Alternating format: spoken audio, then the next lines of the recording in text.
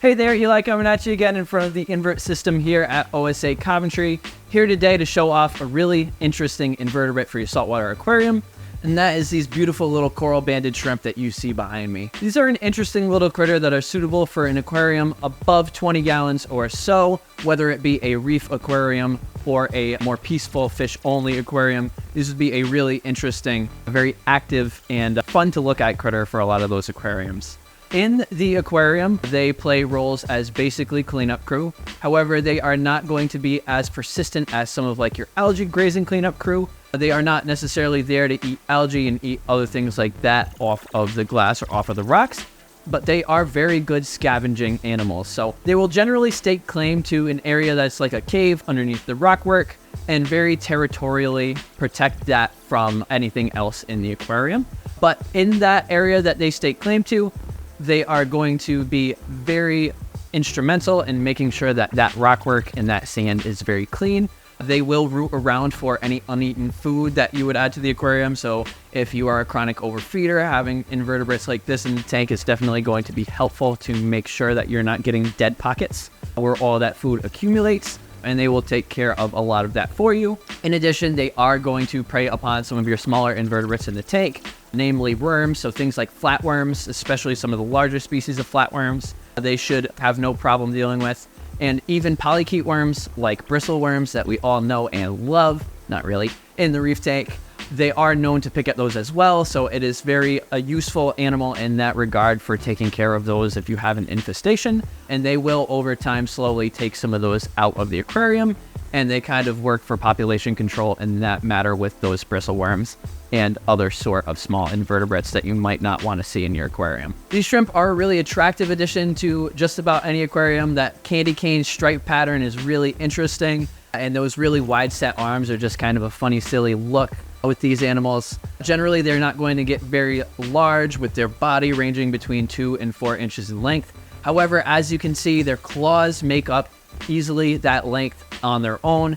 And oftentimes their antennas, like this guy behind me, are going to be 2 or 3 times the length of the body. So as much as they're not a very large animal, their presence is certainly known in the tank because they do spread those small antennae and those little claws out very far. So oftentimes, even if they are being bashful or shy in the aquarium, it's usually pretty easy to figure out where they've set up shop in the tank. An interesting note with these guys in the wild is that oftentimes they will form bonded pairs with a male and a female. And like I said, with them being territorial over caves and areas in the rockwork, the male and female will stake claim to a small area in the wild.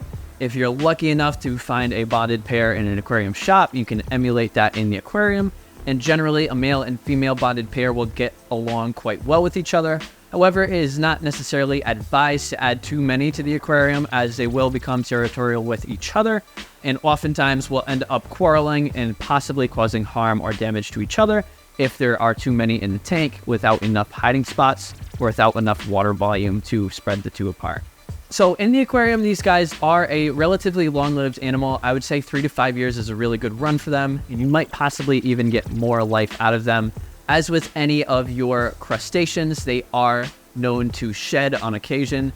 Oftentimes, they shed with a lunar cycle, so often you're going to get about 1 shed a month from a lot of these animals, especially when they're smaller and growing quite rapidly, and usually about 4 weeks in between. However, as most of your crustaceans get older, their shed cycles or their instars in between shedding cycles become much longer. And so if you have a relatively older coral-banded shrimp in your aquarium, it is very likely that you won't see him shed very often. But if you do notice shedding in the tank, don't be alarmed. It is a natural part of their life cycle, natural part of making sure that they grow properly. And if you are seeing just empty shell parts in the aquarium, it's most likely that this animal shed. They will often be shy for a week or so following after shedding because they are soft-bodied and they are a little more prone to predation after shedding. But generally, within a week's time after shedding, we'll be right back out at the front glass again. So I did already mention that these guys are small, predatory animals. Oftentimes, they're really preying upon those worms, like I mentioned, whether it be flatworms like polyclad flatworms or bristle worms and other polychaete worms. There is always a chance, because they are so territorial, of them picking fights with other invertebrates. So things like peppermint shrimp and cleaner shrimp are not always safe with these guys in the same aquarium. If you have enough water volume, say you have a 4-foot to a 6-foot aquarium, you are more than likely okay to have a few different species of shrimp in that aquarium. But if you are on the smaller side, say 20, 30, 40 gallons, it might be safer to only go with one option.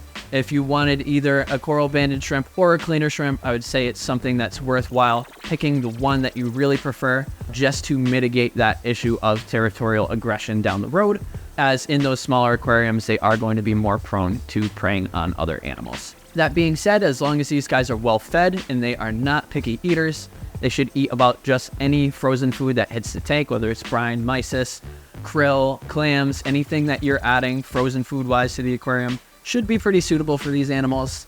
And again, they are going to pick at the rockwork to find their own live food on occasion as well, but they might even enjoy the addition of some high quality pellet foods, like you might feed some of your fish in your aquarium anyway, and they're generally not a very picky eater. So that about wraps it up for the coral banded shrimp. I hope that you guys find these little animals as interesting as I do. I think they're a really fun presence to a lot of aquariums.